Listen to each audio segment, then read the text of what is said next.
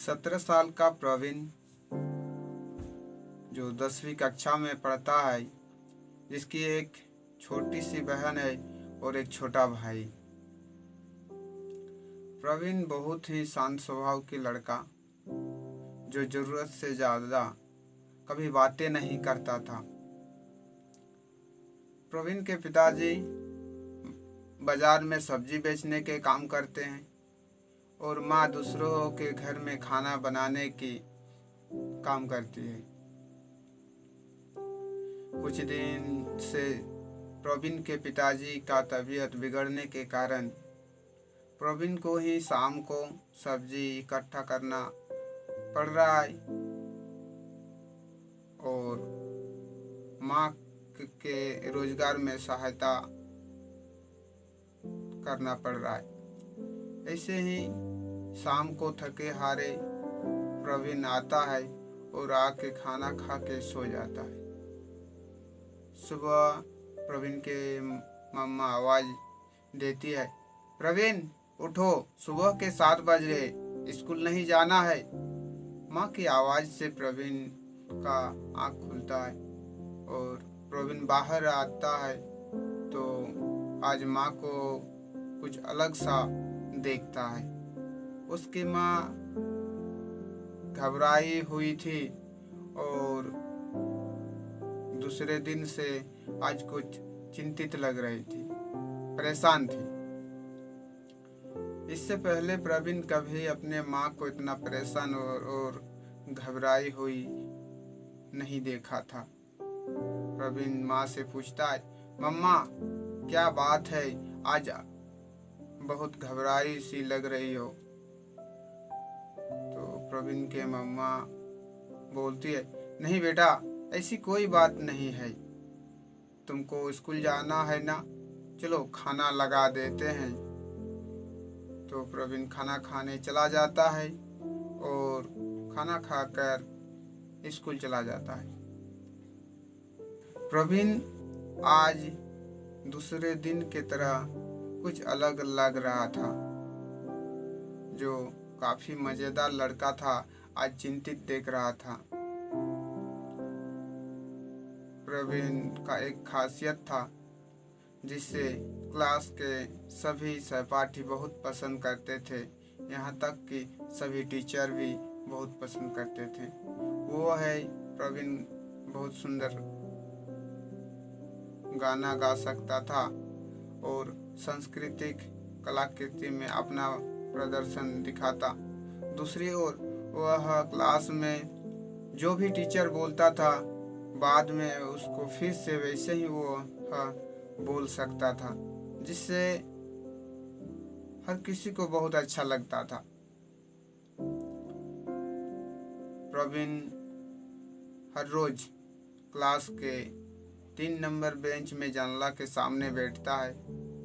तो आज प्रवीण चुपचाप अपने जानला के सामने बैठा हुआ था। यह हर कोई नोटिस कर रहा था और कुछ परेशान था, चिंतित था। क्लास में शिक्षक आए और क्लास लेना शुरू कर दिए। तो प्रवीण का आज क्लास में ध्यान नहीं था, वह खिड़की के बाहर के तरफ देख रहा था। यह बात क्लास के शिक्षक ने भी नोटिस किया तो प्रवीण को आवाज लगाया। प्रवीण कोई जवाब नहीं दिया, उसका ध्यान सर के तरफ नहीं बांटा। तो सर ने अपना पेंसिल प्रवीण के सिर पर मारता है और अपने और उसका ध्यान को केंद्रित करके उसे डांटता है, प्रवीण तुम्हारा ध्यान किधर है। प्रवीण ने कोई जवाब नहीं देता है, चुपचाप टेबल के ऊपर खड़ा होकर शांत रहता है। प्रवीण के इस बर्ताव से डांटते हुए उसको बाहर निकलने का ऑर्डर देता है। प्रवीण चुपचाप रूम से बाहर निकल जाता है और सर के जाने के बाद फिर से वापस आके अपने जगह पर बैठ जाता है।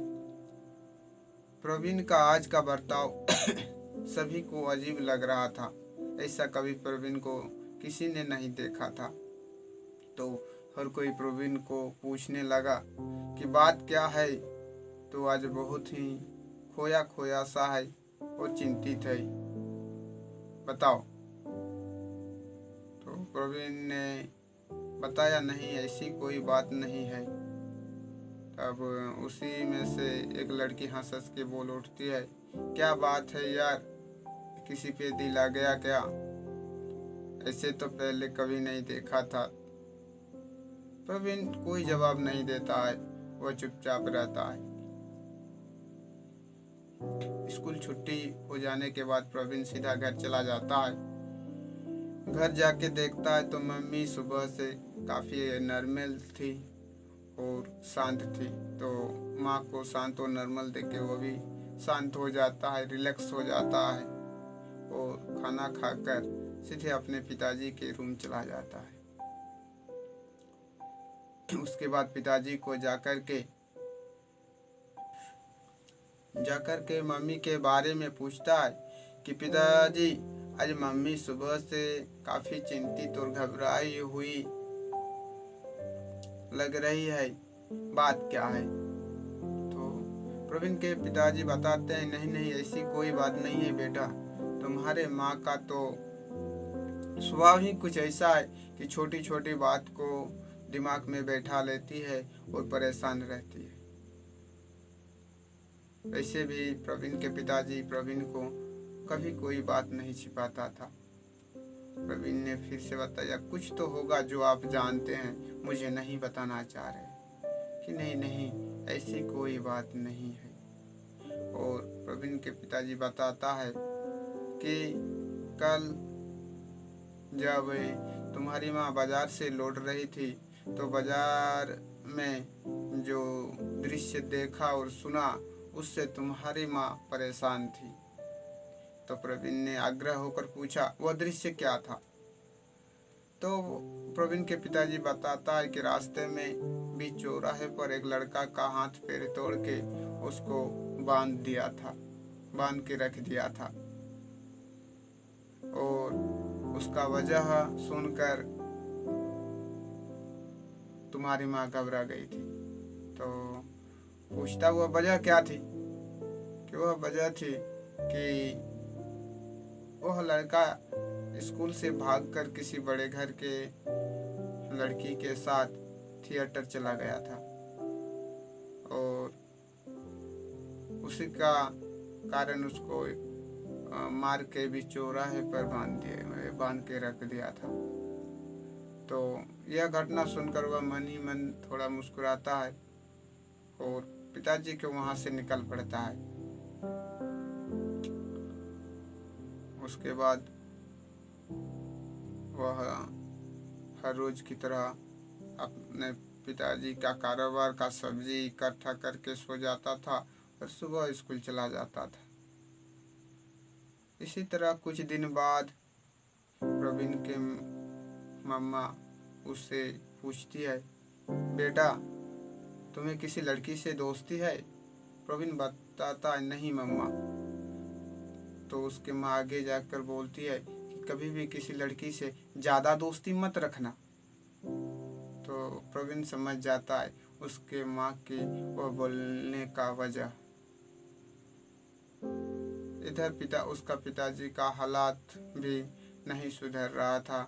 इससे भी प्रवीण की माँ चिंतित रहती थी और प्रवीण भी बहुत चिंतित रहता था। तो ऐसे ही दिन बीतता जाता है और सावन के महीना में जब वह स्कूल जाता है तो अक्सर स्कूल के सभी उनके सहपाठी रेनकोट के साथ जाता था और एक दो सहपाठी छतरी लेकर जाता था। तो एक दिन इसी सावन के महीना में वह स्कूल से छुट्टी होकर आ रहा है तो रास्ते में देखता है कि उसी के सहपाठी में से एक लड़की एक पेड़ के नीचे भीग रही है। वह सामने आता है तो देखता है वह लड़की कोई और नहीं, उस दिन जो मजाक के स्वर में वो उससे बातें कर रही थी वही लड़की है। वह सामने आता है लड़की का, तो उसकी माँ के बाद उसको ख्याल आ जाता है और वहीं से वह मुस्कुरा कर आगे की ओर निकलता है। जैसे ही आगे निकलता है तो वो लड़की आगे से बोलती है कि रुको यार, हमें भी ले लो, खड़े खड़े हम भीग रहे हैं। तो प्रवीण उस लड़की को अपने साथ में ले लेता है और दोनों घर पहुंचता है।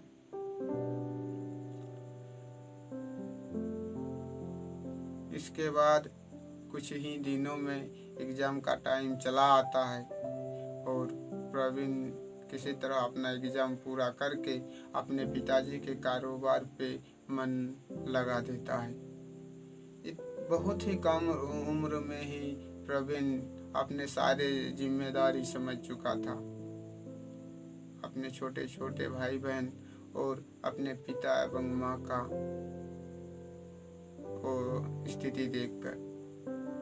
तो एक दिन ऐसे ही प्रवीण बाजार में सब्जी बेच रहे हैं अपने मम्मी के साथ, तो एक सज्जन आके सब्जी खरीदता है और प्रवीण के मम्मी से पूछता है कि भाभी जी, कुछ दिनों से भैया दिखाई नहीं दे रहे हैं, भैया का तबीयत ठीक है ना? तो आगे से मम्मी बोलती है कि नहीं भाई साहब, उसका तबीयत ठीक नहीं है, और सारा हाल बता देता है। तो वो सज्जन सारे बात सुनकर भाभी मतलब प्रवीण के मम्मी से बोलता है कि प्रवीण को मेरे एक दोस्त के वहाँ, जिसको हम पहचानते हैं, इसको काम दिलवा सकते हैं, जो कि घर चलाने में काफ़ी सहायता होगी। तो उस आदमी का बात सुनकर प्रवीण के मम्मी बताती है कि यदि प्रवीण को आप कहीं पर काम में लगा देंगे तो आप पर बढ़िया एहसान होगा। इतना कहता है और वह आदमी सब्जी लेके चला जाता है। कुछ दिन बाद वह अपने उस दोस्त को लेकर प्रवीण के यहाँ आता है और उस कंपनी के काम वाले आदमी प्रवीण से बात करता है और प्रवीण को भी राजी हो जाता है काम करने के लिए। तो प्रवीण को जाके उसके कंपनी में दाखिला करा देता है। प्रवीण अपने घर के स्थिति को देखते हुए वह काम में भर्ती हो जाता है और मन ही मन सोचने लगता है शायद अब वह आगे जाके और नहीं पढ़ पाएगा। तो प्रवीण काफ़ी समझदार लड़का था, बहुत ही जल्दी अपना सारा काम समझ चुका था। अपने काम के वहाँ वह सही टाइम लगाकर काम करता था और वहाँ के जितने सारे कर्मचारी थे उसके काम और व्यवहार को देखकर बहुत ही घुल मिल गए थे, बहुत ही खुश थे प्रवीण के व्यवहार से। तो प्रवीण जिस रास्ता से काम करके वापस लौटता था, उसी रास्ता से कॉलेज से एक लड़की, उससे लगभग 4-5 साल की उम्र से बड़ी लड़की, उसी रास्ता से कॉलेज करके गुजरती थी और आपस में दोनों का मुलाकात होता था। तो लड़की इसको देखकर मुस्कुरा के आगे निकल जाती और प्रवीण भी उस मुस्कुराहट में अपना मुस्कुराहट मिला देता था और आगे की ओर बढ़ जाता था। इसी तरह एक दिन अचानक वह लड़की प्रवीण को रोकती है और उसके हाथ में वो चॉकलेट थमा देती है। प्रवीण भी उस दिन हैरान था और लड़की को कुछ नहीं बोल पा रहा था, सिर्फ अपना उस लड़की से चॉकलेट लेके आगे की ओर बढ़ गया। ऐसे ही रोज जाता था और वह लड़की आती थी और उसको एक चॉकलेट दे के चली जाती थी और प्रवीण उस लड़की को कुछ नहीं बोलता था, वह चुपचाप चला जाता था। इधर प्रवीण का काम से काम के जो जो उसके काम के यहाँ जुड़ने के बाद उसके पिताजी भी पहले से कुछ तबीयत में सुधार आ गया था और अपना कारोबार भी संभालना शुरू कर दिया था और वह सोच रहा था कि इसको किसी स्कूल में दाखिला करवा सकते तो अच्छा होता।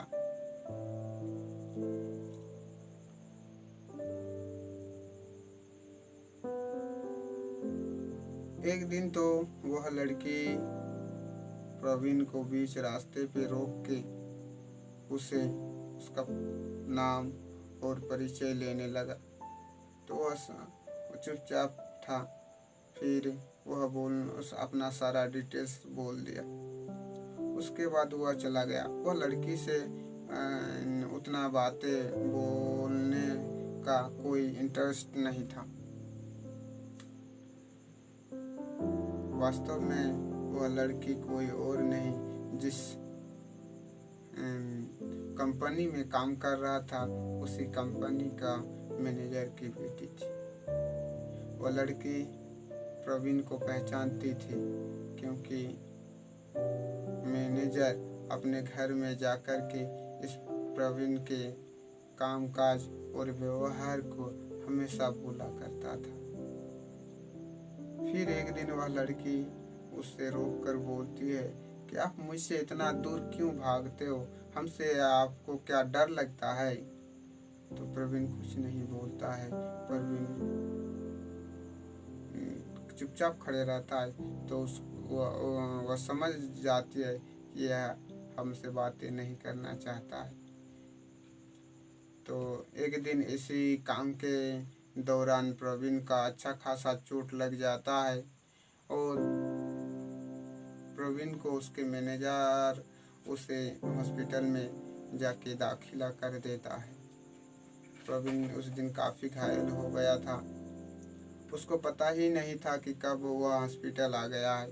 हॉस्पिटल में जब आंखें खोलता है तो देखता है कि उसका काफ़ी चोट है और उसी के मैनेजर सामने बेड पर सोया हुआ है और उसको ब्लड दे रहा है। उसके बाद वह देखकर थोड़ा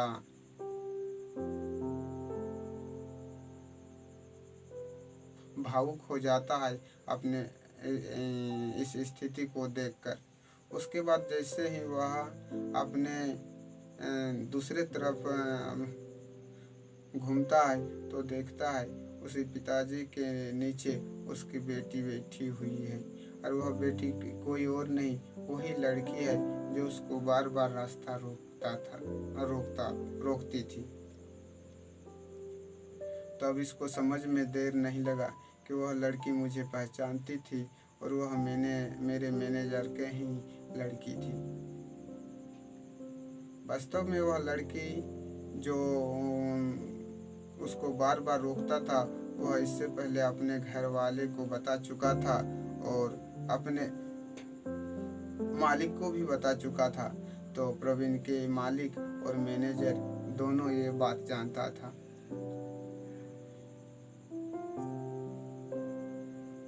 इधर जब वह ठीक हो जाता है तो वो मैनेजर प्रवीण को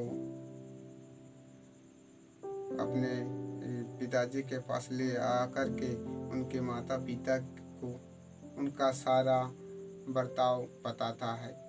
तो उसके माता मन ही मन बहुत खुश हो जाता है और उसके माँ के मन में जो भूल धारणाएं थी वह टूट जाता है। उसको पता चल जाता है कि अपना व्यवहार ही और सबसे बड़ा पूंजी होता है। जैसा आप व्यवहार रखोगे आपका स्थिति और अवस्था एवं आप वैसे ही लोग से जुड़ जाओगे। तो अपने बेटे के व्यवहार से वह बहुत खुश होती है और उसके काम और मेहनत को देखते हुए